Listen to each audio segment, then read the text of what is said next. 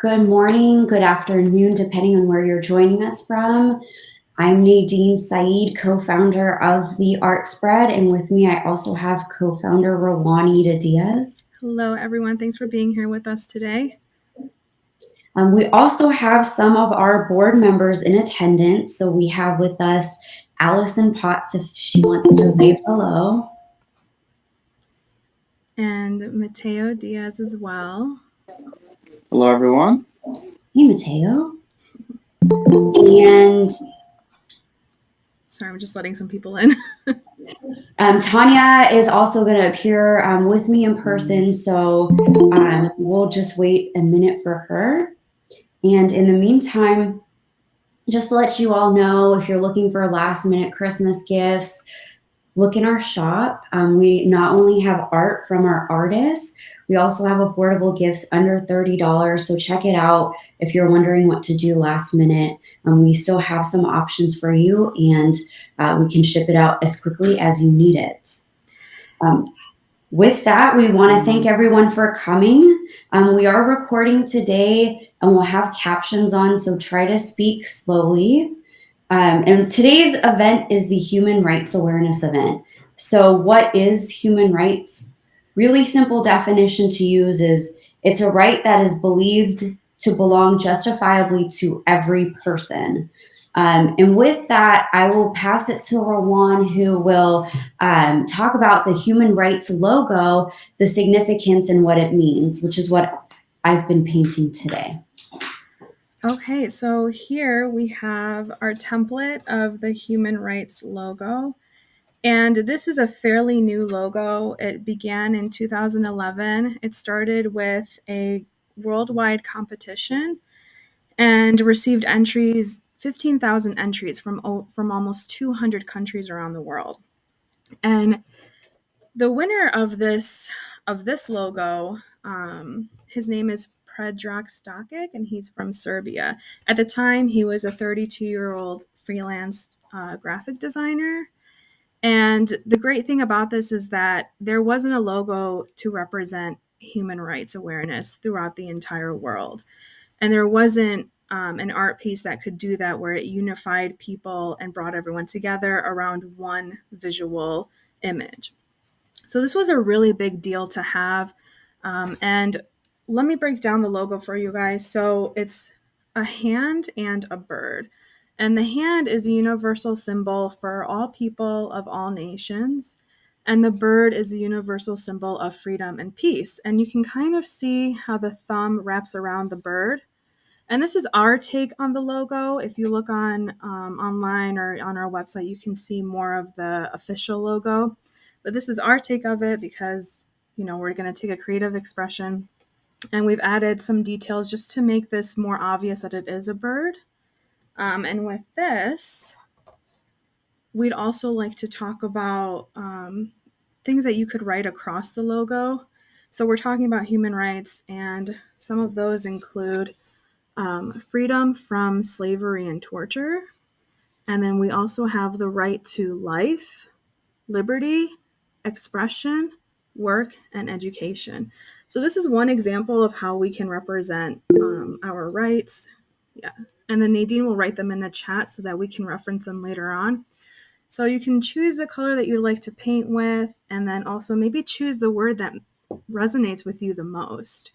I think I will go with the word freedom of expression because as an artist, that right is very important to me. And in terms of color theory, and maybe how to choose the right color for you, we can talk about different color tones. So orange can represent change. So if you're looking for social change or cultural advancements, maybe orange is your color. Yellow is associated with hope. In some countries, they display yellow ribbons when people are off to war, and that's just kind of showing hope that they'll come back safely. Green can represent new growth and stability. So that would be nice if you're looking for something to represent growth in a steady way. And again, blue, we kind of learned this from our last event. For those of you who were there, blue represents trust, And so I'm going to go with blue, not only for trust, but also because of it being representing stability and peace. So again, my word will be freedom of expression and my color will be blue. So hopefully by the end of this, you will also have your word and color to choose from, and definitely share with us what you're painting and what words you'd like to express. And so actually with that, I'd love to have Nadine show us what she's using and what she's creating. So again, I'm not an artist. I'm just starting out. Lovely. Thank you. So I have hints of the orange, some gold,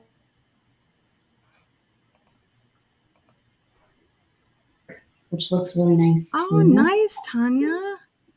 Now, did you guys choose these colors based on color theory, or they just spoke to you intuitively? I think color theory. For me, I think it spoke to me. I think the orange was very appropriate too. Mm-hmm. I didn't know it represented change, Mm-hmm. so that was cool. Nice. And then, so yeah, I'll be using watercolor. And with that, Nadine's kind of learned a little bit about that today. For anyone who's using watercolor and is new to watercolor, you can dip your brush into clean water, dip it into your palette, and then you can paint with that. And then when you want to use a new color, have another jar and dip your brush into that, and that'll be your dirty water. So you never want to use the same jar just because the colors can get muddy. You'll definitely want 2 jars. So this is my dirty water and clean water. And speaking of art, Nadine's going to take us on a little journey about Pablo Picasso. Thank you, Rowan. So Pablo Picasso, you may know him. He's revered as one of the greatest, if not the greatest, artists in history. This event is not to talk about his background, because that would probably take me 7 days to cover his accomplishments and what he's done. For those of you not familiar with him, he's an artist out of Spain. Founded the Cubist Style of Art, which is to take something that's two-dimensional and have the audience perceive it almost in impossible ways, because you're taking a two-dimensional piece that's flat with the canvas and changing the layout of whatever the object is, whether it's a person or animal. Specific to the Human Rights Awareness event, I want to talk about his most famous, and really the most famous anti-war art in history, which is Guernica. And if I'm mispronouncing the city, please correct me. Guernica is a piece, and I'll share my screen to show everyone. Hold on one moment.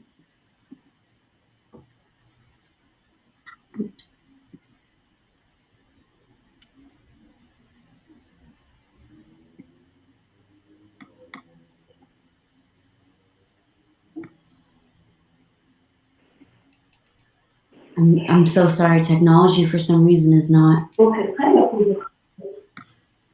Okay. There we are. Can everyone see this? Yes. Thank you. So this is Guernica.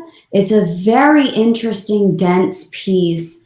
Pablo Picasso painted Guernica in 1937. This was predating World War II, which started in 1939. And this piece was done during the Spanish Civil Wars. So at that time, what was happening is General Franco was taking over Spain under a fascist movement, and to assist him in overtaking the opposition, he had Germany help him. So what Germany did in 1937 was fly military planes over Guernica, which was a small town in Spain, and they timed it to be right at the exact moment where the most casualties would occur. So there was a market and lots of people shopping and animals to purchase, sell, buy. That's why you see some animals in this piece. So they didn't airstrike, drop the bomb, and it wiped out the whole city. Pablo Picasso took that horrifying part of our history to paint Guernica, where he took 35 days straight to paint this piece and showcase it in a very big art show in Paris. It initially received mixed reviews, but over the years became the symbol of anti-war and trying to show the travesty and tragedy of war and what it does to civilians and the casualties of war. So, as you know, or may not know, World War II started in 1939. And what Pablo Picasso wanted in light of all of this war is to have this piece travel all across the world to show how devastating, especially World War II was. So if you look at this piece, there's a lot to take in. First thing I kind of noticed was the horse and bull. The horse is not looking at you. It's actually looking away. And if you look at all of the people or animals in this piece, the only person or animal that is staring at you is the bull. Now, in Spain, the bull is, I believe, the symbol of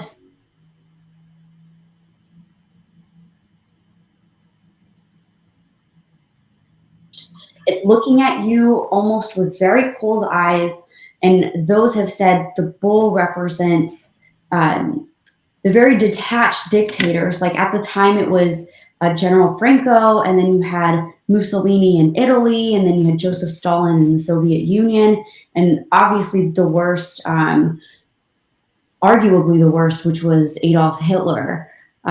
So this bull sort of represents the dictators of the time.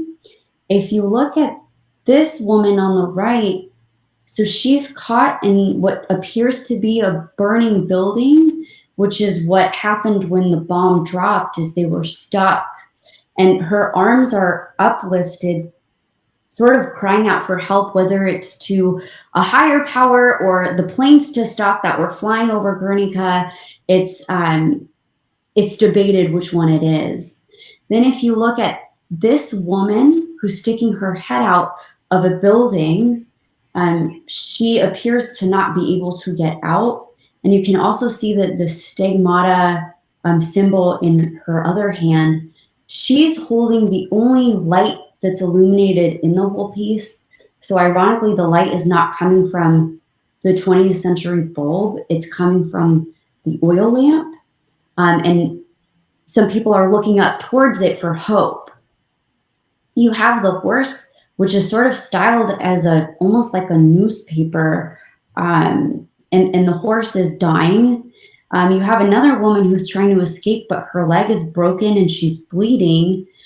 So she's having a very difficult time trying to get out. You have a dead soldier who's mutilated, and he's holding a broken sword, which was very symbolic of unable to defeat your opponent. And he's stuck underneath. It appears to be the horse and other people. You have a woman, she's holding her baby, and her eyes are shaped as tears. So it's very sad. He was able to capture a very, very sad time in history. And if you can see this, it's difficult to see on my screen for some reason, but there's a bird, sort of like the human rights logo, where the bird is trying to fly out and it's stuck. Whether it's from the military planes flying above or just the 7 years of war that came after the Spanish Civil War. It's a very heavy but well thought out piece, influenced by other artists. Rubin, I think, was another artist that influenced Picasso, and Rubin's piece was from this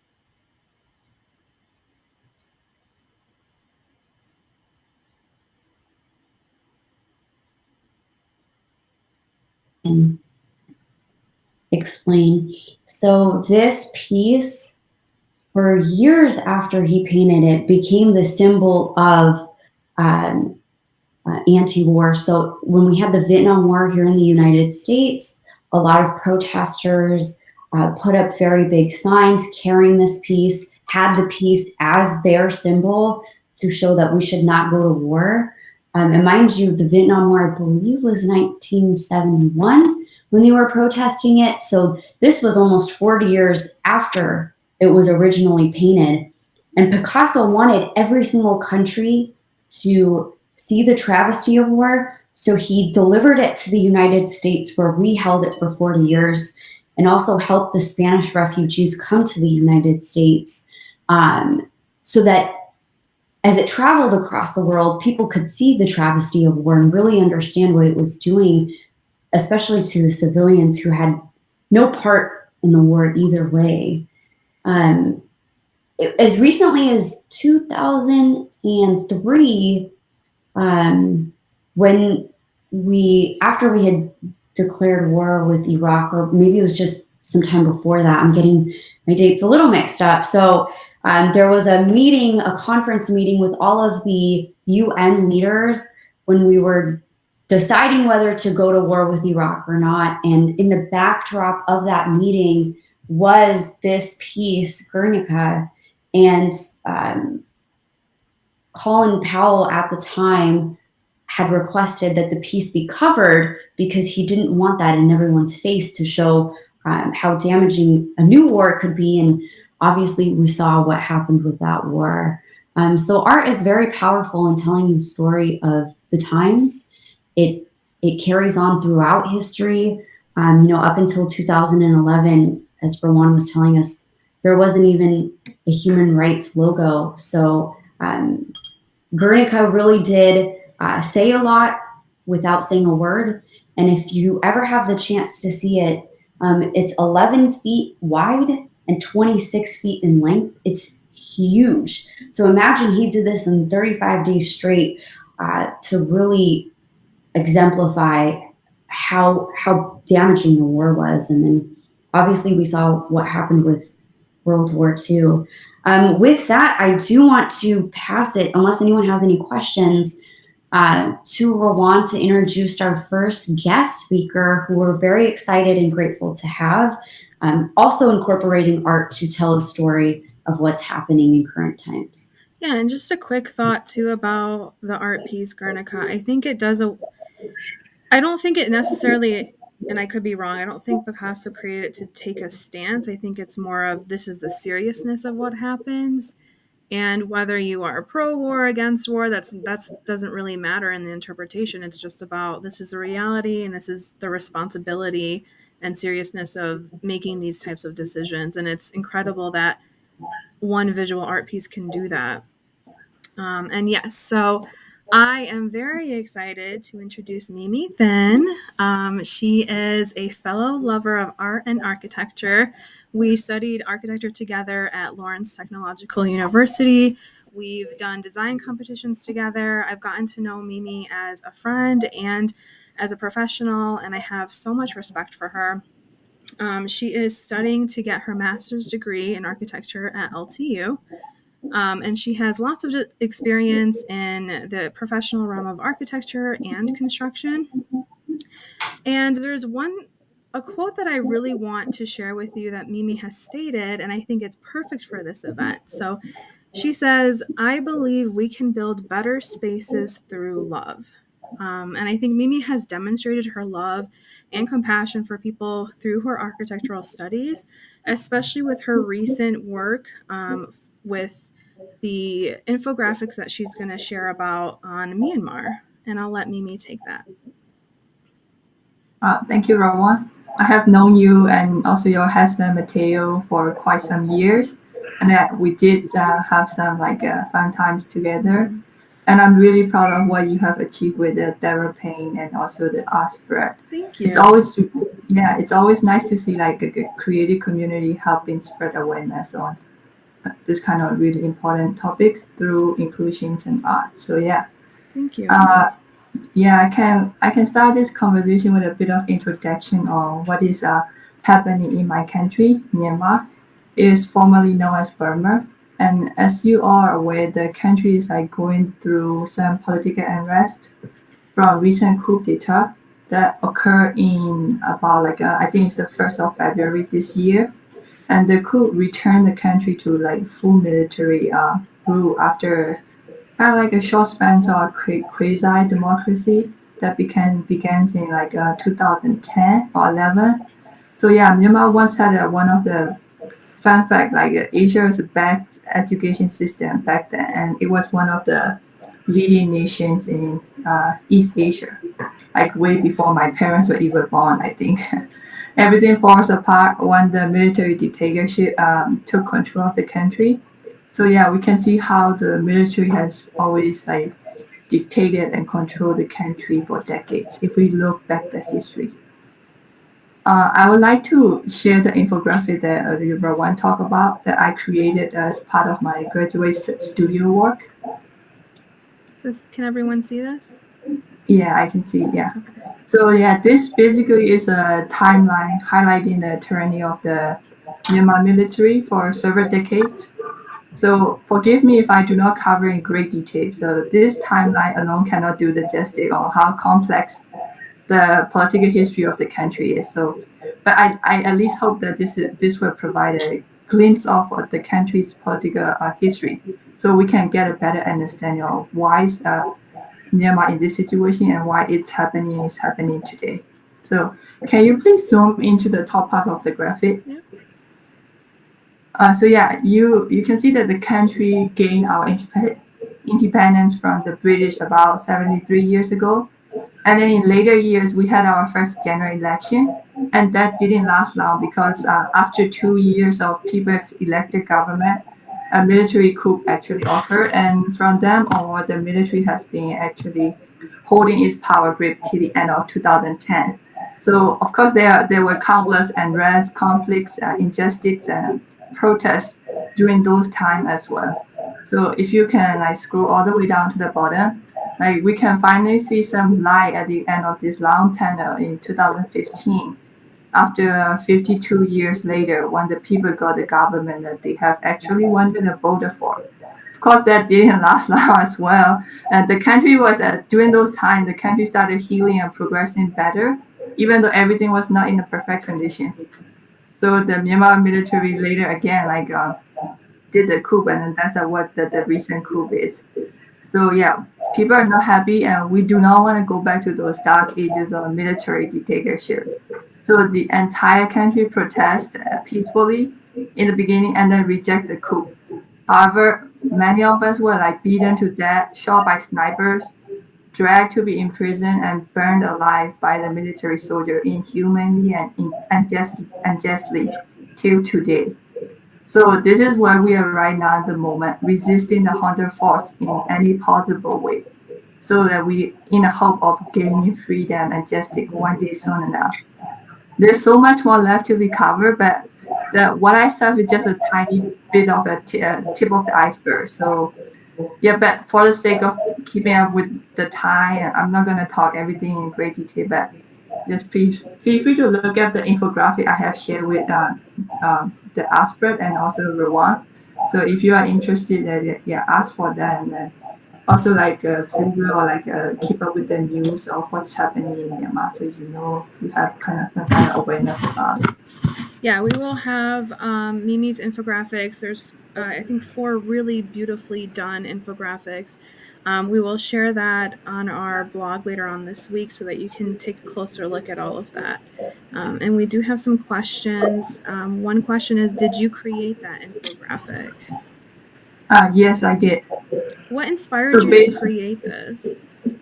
Definitely what's going on in my country. I feel like I want to do something with it. So the studio I took also gave me that kind of opportunity. So I just grabbed the opportunity and then try to educate not only my classmates, but in the hope of like letting people know what's happening in Myanmar. We have another question. Do you have family in Myanmar? Yes.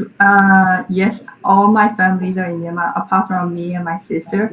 We are in the States at the moment. So yeah. Mimi, how does it feel for you to be separated physically from the situation, even though it's so close to your heart? I would say like on the other hand, I feel like I'm like very lucky compared to the rest who are in the country, because like anything can happen to them. and like, but then I don't know like if I can do anything, but like apart from like raising awareness or like doing anything I can from here. So it's different. You're definitely doing your part. If any of you follow Mimi on social media, you will see all the things that she's sharing. And that's how I was when we created this event. I was like, I've got to talk to Mimi about this because I can tell you're very passionate and informed about the issue. How do you find ways to cope with what's happening? I That's like I mentioned earlier. Like I use art. Like the first time it happened, like I wasn't able to sleep because I saw this like people like being shot and like all those blood and stuff. So I started like doodling, and yeah, that's the very first doodle I did after all these things happening. So And these days, yeah, I'm sorry, go ahead. I kind of draw what I like to draw, especially the flowers. Kind of like my favorite things to draw, and also flowers symbolize peace and freedom in this revolution. Also, that's how I translate it because we use a lot of flowers in our protests. And the third row is like actually Spring Revolution, written in Burmese. And the three vertical stripes representing three fingers. Can you tell us And more about Three Fingers? yeah, the three fingers is actually adopted from Hunger Games. It is widely used both in Thailand and Myanmar as a sign of resistance and solidarity for democracy movement. So specifically in our country, we use it to reject the military coup and to show the people solidarity in toppling the dictatorship. So yeah, if you that's the website called. Can you hear me? I keep hearing echo or some kind of. We can hear you. Okay. We're on the website Raise Three Fingers for Democracy. Oh yeah. It is a campaign founded by artists and creatives in Myanmar to bring the global art community together and highlight the human rights and humanitarian crisis that is caused by the military coup. So yeah, please take a look at their website, and they also have the Instagram if you haven't. You can see like many great pieces submitted by Burmese artists and also some individuals across the world. So you can also buy their prints online. Like 50% goes to supporting the artists, and another 50% goes to the humanitarian aid. That's amazing. Can you tell us when you see this, what is evoked? What emotions are evoked in you? Definitely, like we hate the Honda, and then like everybody want him to be gone. So yeah, like if you see the hand on the left bottom, that's probably a religious monk or some kind of religious figure. So even they wanna like they don't want nobody wants him. So these symbolize different communities. Right. The imprisoned political prisoners. Wow. Just typical civilians, graphic artists. That's amazing. Wow. Does anyone else have any more questions for Mimi? What's the significance of the pot in that piece? Let me go back to that. In my opinion, I think it's just like the hatred we have towards the hunter is, you can see that clearly in there. And maybe even, I mean, you said these are kind of different groups. Maybe it's even the women at home or the, Oh yeah, there's a history about the pot and pan. So we bang pots and pans at night, just like specifically, I think it's like 8 p.m. at night just to show our like resistance, and that it's a way to show that like we reject the coup. Wow, there's so don't much want the symbolism. dictatorship. Yeah. Wow. I have another follow-up question. Who is the resistance made up of? Is it young men and women? Is it another military group? Who is it? It started off as the very first time in the beginning. all the doctors in the country started the resistance, and they have this kind of civil disobedience movement called CDM. They stopped going to work, and that's how the revolution, the resistance started. And then the rest of the country, the entire civilians follow after that. Oh. Do you think art helps advance democracy? Do you think that by doing this art, by showcasing all of this, it can help create change? Yeah, I believe art is one of the crucial tools to bring us together, and it allow us to express ourselves when words are not enough. So yeah, definitely it's a powerful way to impact social changes. Mm-hmm. Mimi, I'm curious to know, which word are you choosing to, if you'd like to share, which word are you choosing for your template, whether it's right to life, liberty, expression, work, education, or freedom from slavery and torture?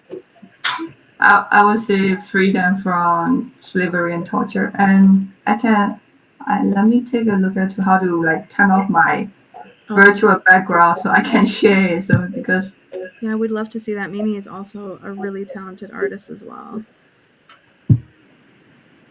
So I think it's better now. I'm still in the process of painting, so I'm thinking of like having my. Wow. I love her take on it.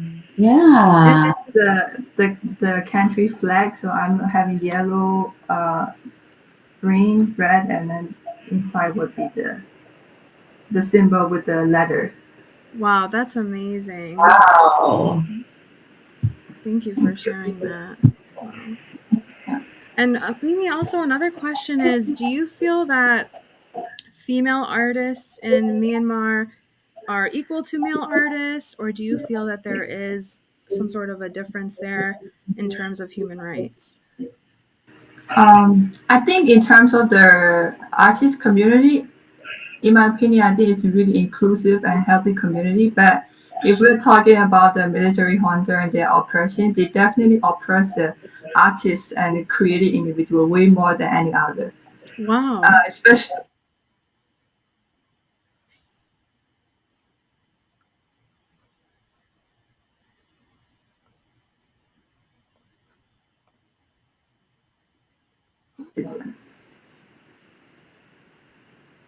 Like typical. I was talking to Rowan this morning, and I was looking into Myanmar. There's a model. I don't know if you're familiar with her. Her name is Hannah Yuri.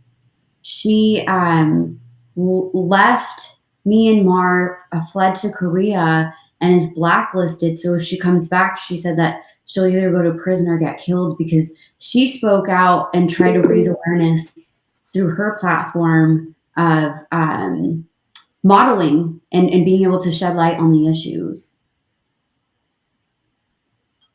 Yeah, I have heard about it too, but I'm not quite sure about, because I wasn't really.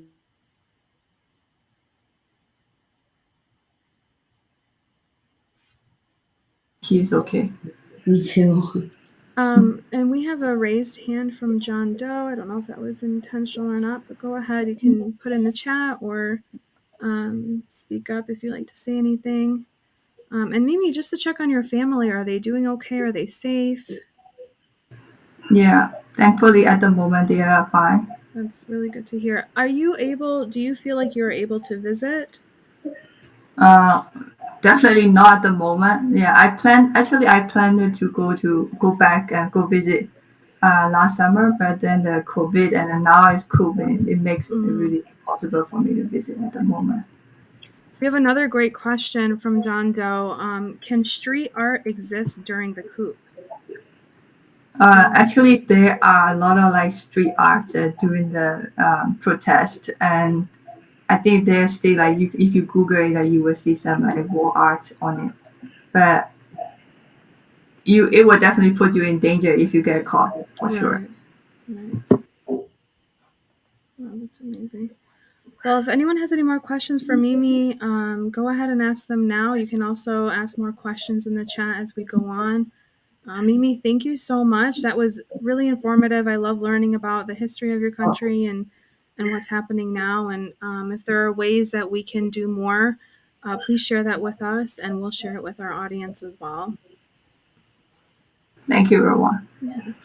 Oh, there is a follow-up question from Tanya for Mimi, so you're not off the hot seat yet. Hi, Mimi. So I'm just curious. Half of my family is from a country that's dealt with a series of military coups as well. So my question was, is it just the military, or are there more factions involved? I just found it interesting how in that picture you showed with everyone putting their hands against the dictator, how it seems it's just one group. And usually there's always another one or someone backing them up, or kind of like a shadow power figure.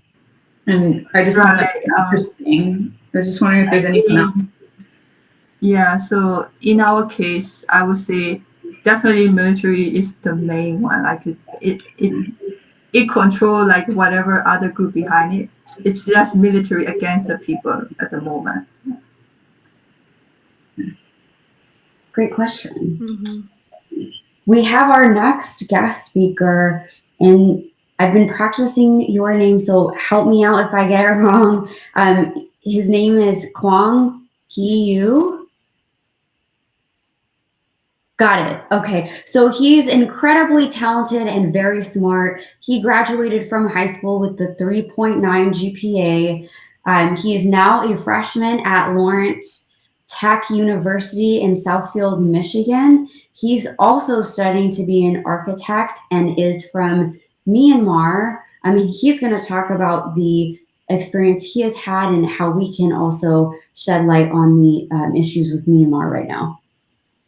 Oh, I'm sorry. One more thing. Casually saying this, he speaks 4 different languages: Burmese, English, Chinese, and Spanish. So with that, you have the floor. I mainly do speak Burmese and English more. For Chinese and Spanish, they're more like casual speaking rather than like detailed speaking. But yeah, It's That's so very impressive. Yeah. thank you. I left the country like right in the not in the middle of the coup, but like towards the time where there's less protest but more violent. My country to go to the States. I felt more like I left the country or like fled the country because of it. But so I felt a little bit. I feel worse about leaving the country behind, knowing the situation in my country. Like every day when I'm feeling like I'm in a safe place, knowing that everyone back home is not comfortable to be in a safe place, does make me feel bad for the most part. And in the case of my country, like I saw the development and the changes that happened during the democratic regime. But then, as soon as the coup first began, like our currency, the value dropped. The people had no work. Like COVID was the first and the second wave of COVID was easily like maintained by the democratic government.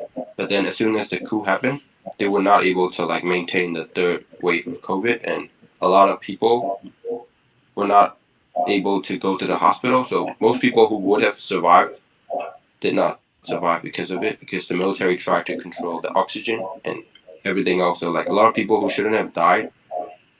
So like our country was just hitting rock bottom, and it's only been 6 months since like the coup first began. 6 or 7 months since the coup first began, and everything like every advancement we had has been reversed.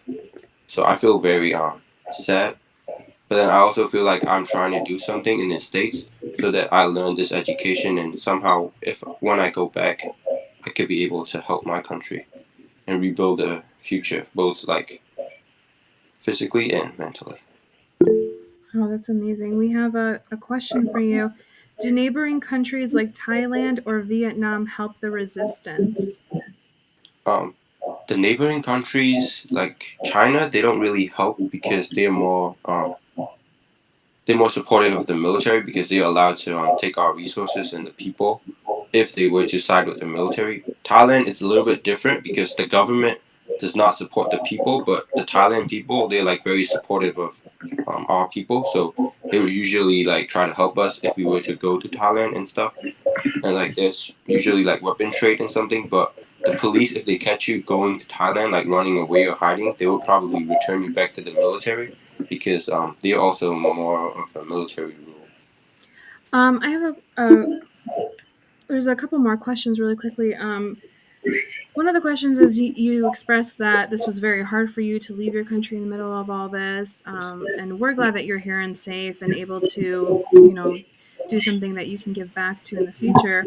How do you cope with that? Do you have creative outlets that help you manage those emotions?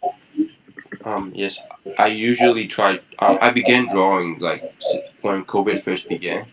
I tried to draw like took an art class and began drawing, and then I started sketching houses and stuff. But as soon as like the coup happened, my drawing has become more symbolism rather than like sketches of art, and like copying things is just more symbolism, and I use color to express it more.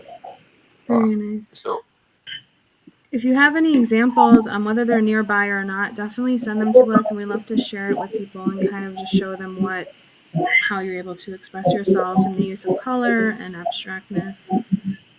yes, I can send the picture if I can send it in the group. Yeah. I don't know if it's possible to be open, but Let me see if I can. I have a lot of art, but I don't have access to it right now since I'm not back at my dorm. Okay, we have a few more questions. They're just coming in. John Doe asks, isn't the internet censored in Myanmar? And if so, isn't art and movies censored too? The internet, like when the coup first began, internet is censored, but it's not censored in a way that's like technologically advanced. So there's like ways to get around it, like using VPN and stuff. Because we are still not allowed to use Facebook, but as far as I know, everyone I know in Myanmar still has access to Facebook. You just have to go through a VPN. The only thing they can control according to the internet is to shut it down completely, and they've done it multiple times. When they're about to do something serious, like on the February 1st, they completely shut down internet and like all cellular devices, so you can't make phone calls, send text messages, so like the whole country just gone black. Like there was no communication of any sort. So that occurred for like 2 days, and then they have cut off internet for a couple of months, and then they've given back internet and stuff, but they're still trying to censor people by they censor using force in the physical world, so that people are fearful of expressing themselves in the internet. Wow. They do not have much control over what people post on the internet, but they will try to hunt you down if you post something that is against them in a sort.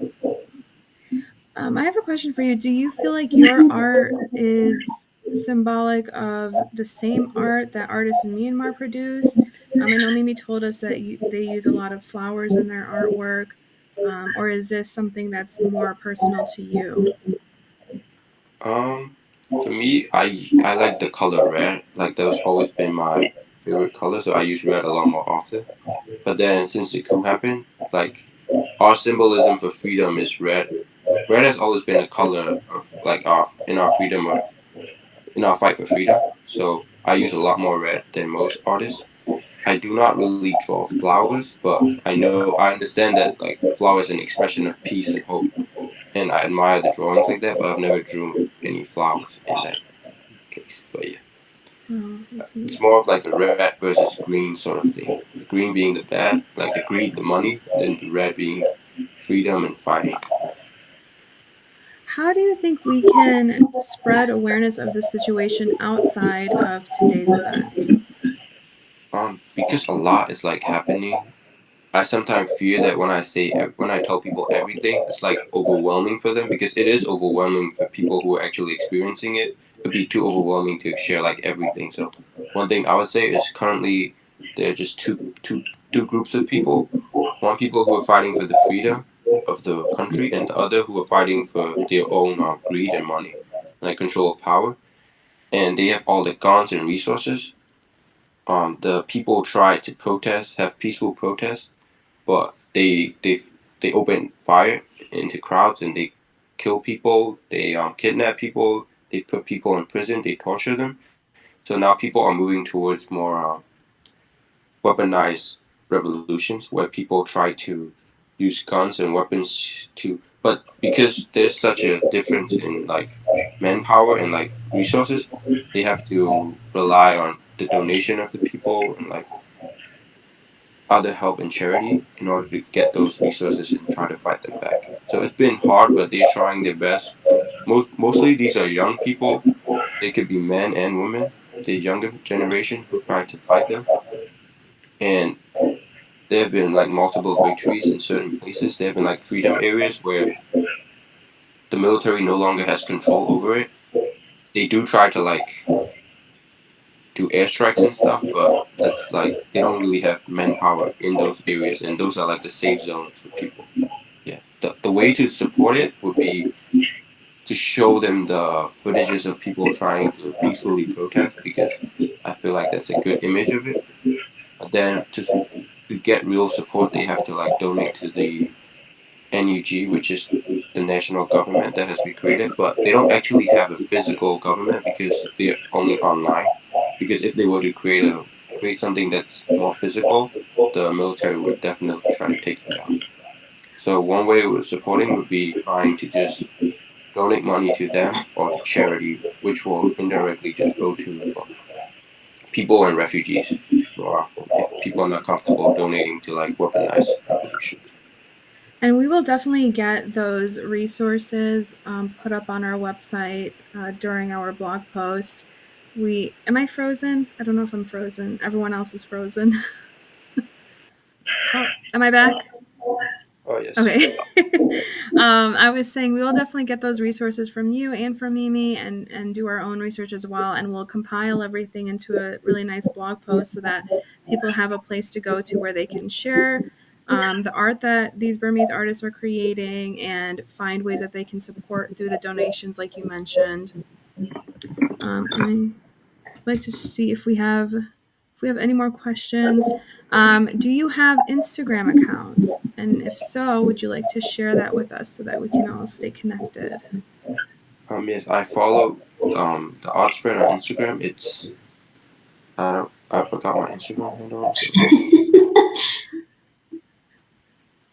I'll type it in the chat. it's just 17 charm. I don't.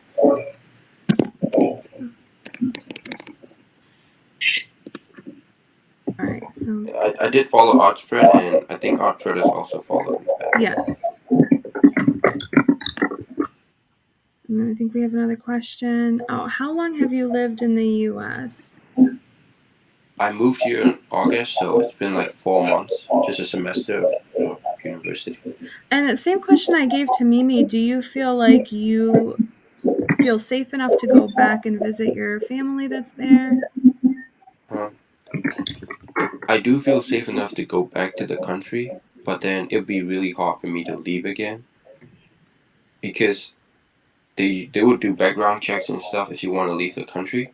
But if you're returning to the country, they don't really mind you unless you try to like bring in weapons or maybe even like bring in information that they don't want to share to the rest of the country. But usually, if you just go back as a normal person who doesn't show any threat to them, they would allow you back in. But they wouldn't allow people to leave the country like with information that could like harm their progress. So yeah. And I think Nadine is typing up one more question. And she says, that is very impressive with everything that you've accomplished in your short time being here. And she asks, John Doe asks, what is your major at school? My major is architecture, and I study at Lawrence Tech University. And so you're earning your bachelor's degree right now, is that correct? Yes, that is correct. Okay. And do you think that you'll be here also for your master's degree? Yes, I'm planning on staying here for my master's degree, but if everything gets a little bit better, I might just go back after my bachelor's degree just to like work there for a little bit, get some experience, and then I might continue for my master's degree. I have another question for both you and Mimi. Do you think that, because Kong, you mentioned that people were dying because of COVID and Yes. they should have been able to get supplies or whatever they needed to live. Do you think that the protest from the doctors leaving the hospitals also had a major effect on that? Or did the doctors go back to work during this time? Mimi. Oh yes, that was like a very interesting take on it because the military tried to showcase that as like the reason people are dying because doctors were trying to be like doctors stopped working, but the doctors actually provided with care. They actually provided free care when the doctors actually went to the patient's office. The only reason people died was because the military tried to control all the factories where oxygen was produced. And the main thing about COVID is there's a situation where you need to have oxygen max in you in order for you to breathe, like because your oxygen levels drop. If it drops below like a 95, maybe a 90, then you need like oxygen source, pure oxygen for you to breathe and stay alive. But because they made the resource so scarce and the value went up so that most people could not afford it, and the profit actually went to the military because they could have produced a lot more than they did, and they also only gave it to people who supported them in a sense, or unless you're very rich and you could afford oxygen. So most poor people, they just could have survived if they had oxygen, which is not something that's supposed to be scarce. So they tried to use COVID as a weapon to just kill people off that didn't support them. So they took away their right to health. And I see Mimi shaking her head in agreement with you. We have another question from John Doe. Can you work as an architect in Myanmar? Yes.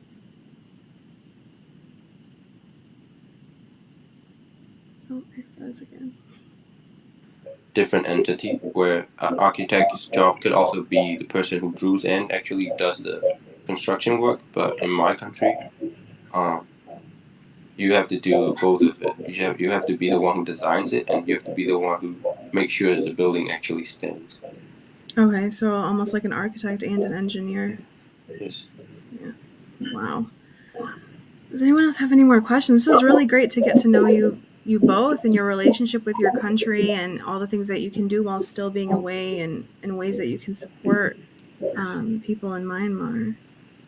And just to follow up on that, if we can get your art pieces sent to us electronically so we can share it on our social media, we really want to be a part of the movement to help Myanmar. I know oftentimes Myanmar doesn't get the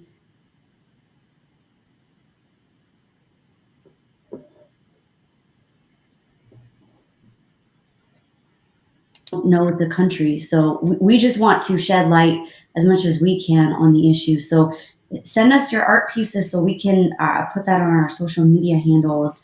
And the last question, just one more.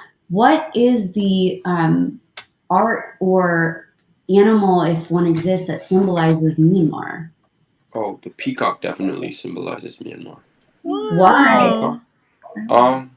Everybody knows in Myanmar that peacock symbolizes freedom because it's on the flag of the National League for Democracy, Wow. and it's just been like a beautiful animal who just symbolizes like a warrior. And it's also like peacocks are more beautiful if they're female in our country, and our leader is a female Nobel Peace Prize winner, Aung San Suu Kyi. So like the peacock just symbolizes her perfectly. That's In our incredible. country, there's less uh, inequality between men and women as well. It's more equal, and like most people are more support, like for like government leaders, and for us like Aung San Suu Kyi, she worked very hard for us, and that's her party's flag, the peacock, and it symbolizes peace for us. That's incredible. What a great question, Nadine. With that, I think it'd be great to see everyone's templates, see what you've all made. So again, we have the bird and the hand symbol. I love it. Nice, Sheena. Oh, wow. Beautiful. Love the energy. Wow. These are amazing. I'm so happy to see all of these. So which So many words did you artists. guys use? Mimi, go ahead and let us know your word. She's muted. Oh. Sorry, I use liberty. Liberty. What about you, Sheena? Did you use a word with yours? Calm, I guess, but I didn't write it. So that doesn't look too calm. It's very energetic. I love that. And then I didn't use the good paper though that like you use. I think I printed it out on. yeah, we'll get you some of that information for like watercolor paper or thicker cardstock too. Nadine, Tanya, what words did you use? I did not write one, but I think somewhere between hope and change. Hope and change. What about you, Nadine? I see freedom. Yeah, written in elementary school handwriting. It's freedom. And then again, mine is expression. That's beautiful. Wow, lots of artists on this call today. This was really amazing. Yeah, and again, we will have all of these art pieces and many more, especially from our guest speakers, to share with everyone on social media and on our blog. So definitely stay updated with that. Especially, go ahead. Sorry, Rowan, I didn't mean to cut you off. No, it's fine. Okay. So in addition to that, we're also going to have, just to wrap up, closing remarks on the year. We want to thank everyone who has supported us throughout the year. Sheena, you've been there time and again. Lauren, I know you have. My sister has, and I think she got off the call probably because one of her kids were screaming. But to our board and to our supporters who are always on these events, Lauren, like I said, too, John Doe, I'm not sure who you are, but we want to thank you so much for always taking part in these events and asking such intellectual questions. It means the world to us. This is how we spread awareness and make change. So next month, to start the year, we're in a hiatus because Juan and I have a lot of grant applications, but